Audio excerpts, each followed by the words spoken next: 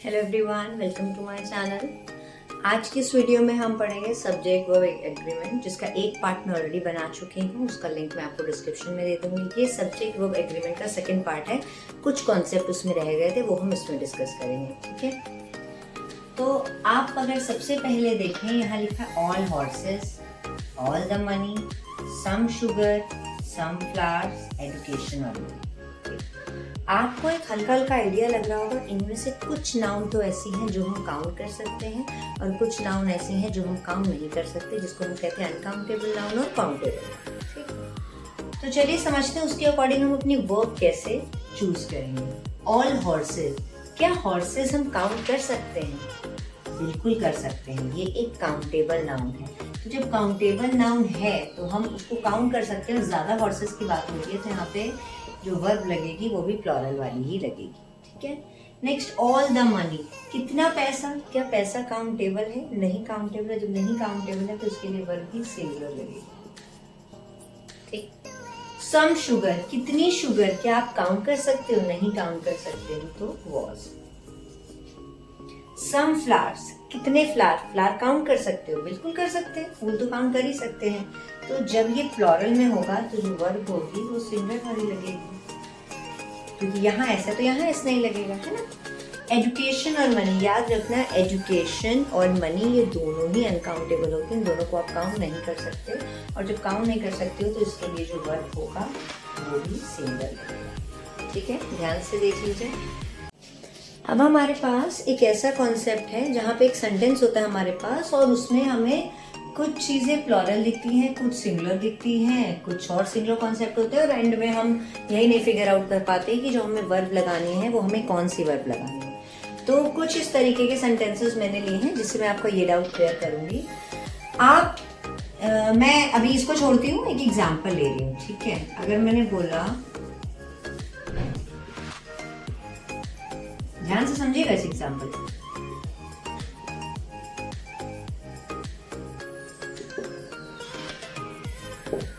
ठीक है, मैंने पहले में लिखा अ ब्यूटीफुल गर्ल, यहाँ लिखा टू ब्यूटीफुल गर्ल। तो इसमें और इसमें चेंज आ गया, लेकिन जो बीच वाला है इसमें कोई चेंज नहीं आया। क्यों?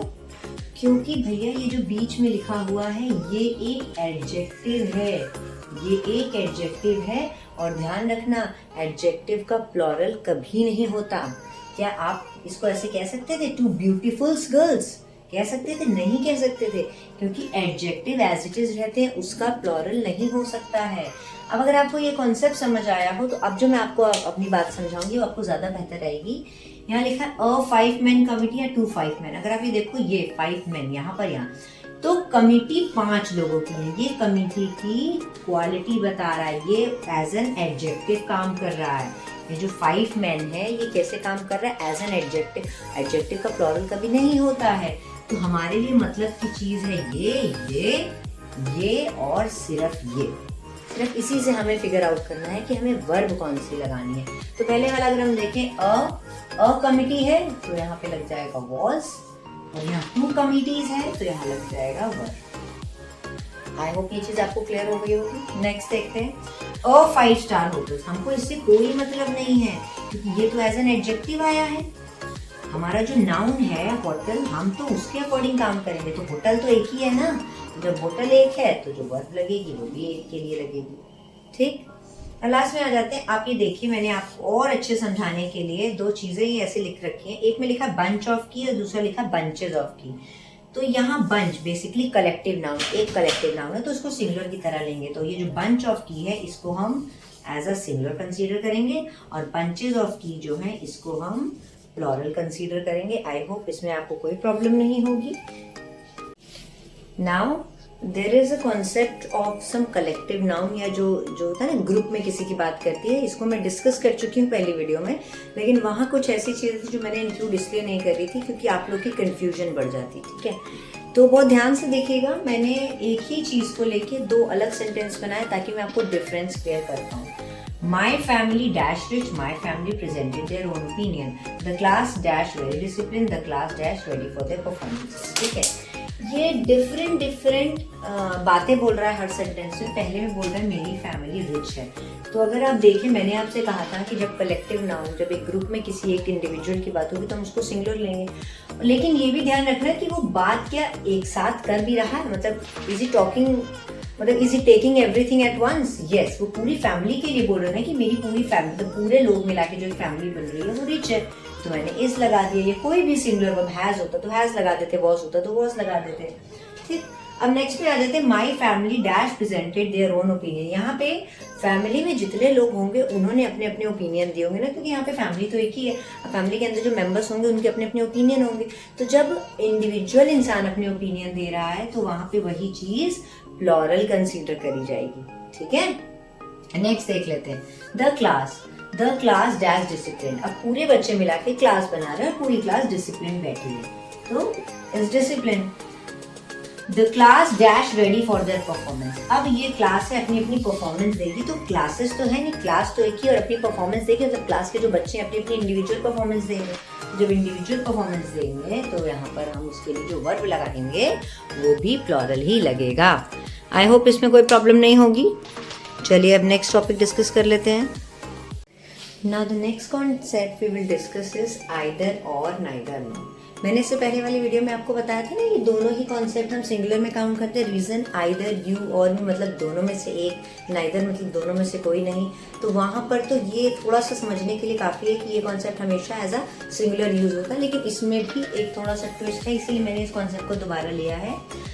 अगर मैंने बोला आइदर यू और आई, आइदर यू और माई फ्रेंड्स, आइदर आई और ही, तो ऐसे केसेस में जब कोई ना कोई प्रोनाउन या कोई ना कोई प्लॉरल ही वर्ब आपके साथ जुड़ता है, दोनों सिंगुलर, जैसे आइदर राम और श्याम तो दोनों ही सिंगुलर हैं, तो चलो सिंगुलर ही कॉन्सेप्ट लिया जाएगा।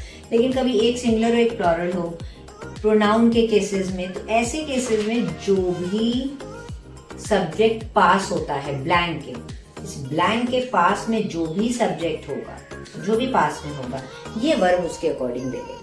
ठीक है, जैसे यहाँ पे यू और आई के बीच में पास कौन सा, आई है, तो यहाँ एम लग जाएगा। यू एंड माई फ्रेंड्स के में पास कौन सा, आर। अब मैं बोलूँ मैं दोनों में से, तो एक मैंने आपको ये भी तो कंसेप्ट बताया ना कि जो पास में होगा आइदर आई और ही, तो ही पास में है तो इस लगेगा। ठीक है, ये चीज ध्यान रखिएगा। आइदर और नाइदर दोनों के ही केस में जो भी सब्जेक्ट ब्लैंक के पास होगा, हमारी जो वर्ब होगी हम उसी के अकॉर्डिंग लगाएंगे।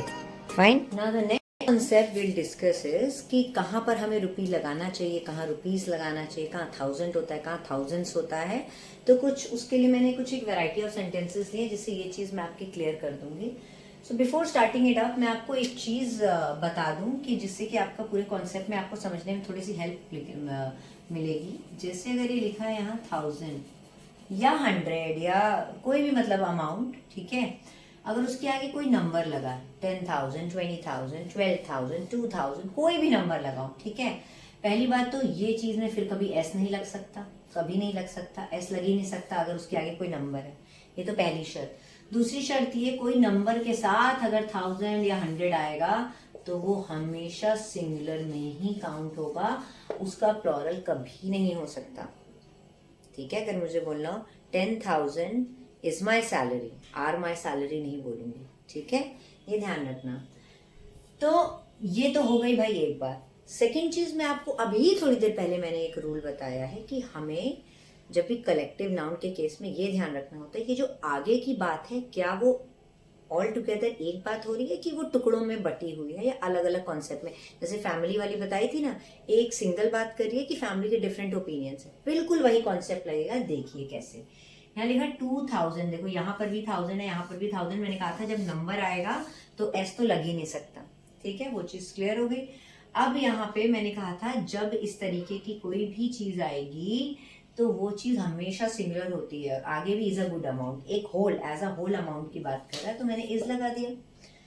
अब नेक्स्ट में है 2000 rupees dash distributed among the workers. Distribute हो रहे हैं, ठीक है, बट रहे हैं वर्कर में, हालांकि है सिंगुलर अमाउंट। मैंने कहा था कि जब इस तरीके के नंबर आएगा होता सिंगुलर है, लेकिन जब वो पैसे हैं, ये एक पैसे हैं, ठीक है, पूरा जैसे यहाँ पे 2000 रुपीज है। अब ये वर्कर है, तो ये वर्कर में तो इंडिविजुअली बट रहे हैं ना, जब बट रहे हैं और बटेंगे तो यहाँ पे प्लॉरल वर्ब आएगा, हम इसको प्लॉरल की तरह कंसीडर करेंगे। ये भी एक कॉन्सेप्ट है, ध्यान रखिएगा। ठीक, नेक्स्ट आ जाते हैं। अब देखो, अब इससे पहले जो कॉन्सेप्ट बताया था मैंने आपको वो था कि हम एडजेक्टिव के केस से देखेंगे कि मतलब कहाँ एडजेक्टिव लग रहा है और कहाँ वो चीज एज एन एडजेक्टिव के वर्क कर रही है। तो आप इस सेंटेंस को ध्यान से देखें, यहाँ लिखा है ₹100 नोट, यहाँ लिखा है ₹500 नोट।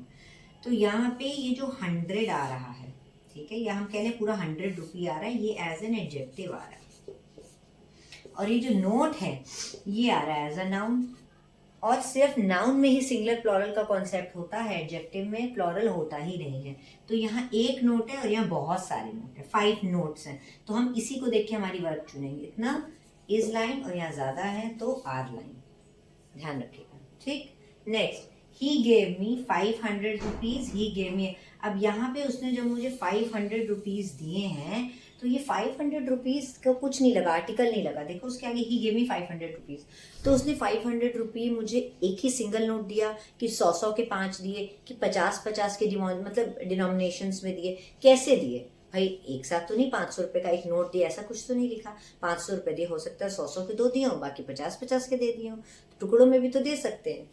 तो इसीलिए यहाँ पर इन्होंने मतलब ही गेव मी ₹500, तो यहाँ पर हमने रुपीज लगाया है क्योंकि ये पता नहीं है डिनोमिनेशन कैसे दिए गए। और नेक्स्ट में he gave me a ₹500 note. यहाँ देखो $500, यहाँ रुपीज नहीं लगा, ठीक है, क्योंकि एक नोट दिया है उसने मुझे, एक। और एक कॉन्सेप्ट और है, जब भी कभी रुपी के आगे नोट लग जाए, ठीक है, रुपी के आगे नोट लग जाए तो रुपी कभी भी रुपीज नहीं हो सकता। हाँ, नोट जरूर, नोट से नोट्स हो सकते हैं, नोट जरूर। जैसे बोलूं she gave me a ₹500 note और she gave me 3 ₹500 notes, rupee notes. तो दोनों ही केस में हमने रुपी में, आप देखो मैं आपको लिख के बताती हूँ, हमने रुपी में कुछ भी नहीं किया। दोनों ही केस में रुपी के साथ हमने कोई छेड़खानी नहीं करी। जैसे मैंने बोला he gave me a ₹500 note, ठीक, यहां पर भी देखो रुपी है। और मैं नेक्स्ट में बोल दूं he gave me 500 notes, ₹500 notes. तो दोनों ही केस में रुपी से, यहाँ पे उसने एक नोट दिया, यहाँ पे उसने 5 नोट्स दिए।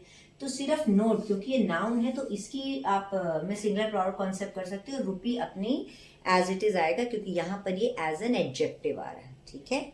आई होप इस कॉन्सेप्ट में आपको कोई प्रॉब्लम नहीं होगी।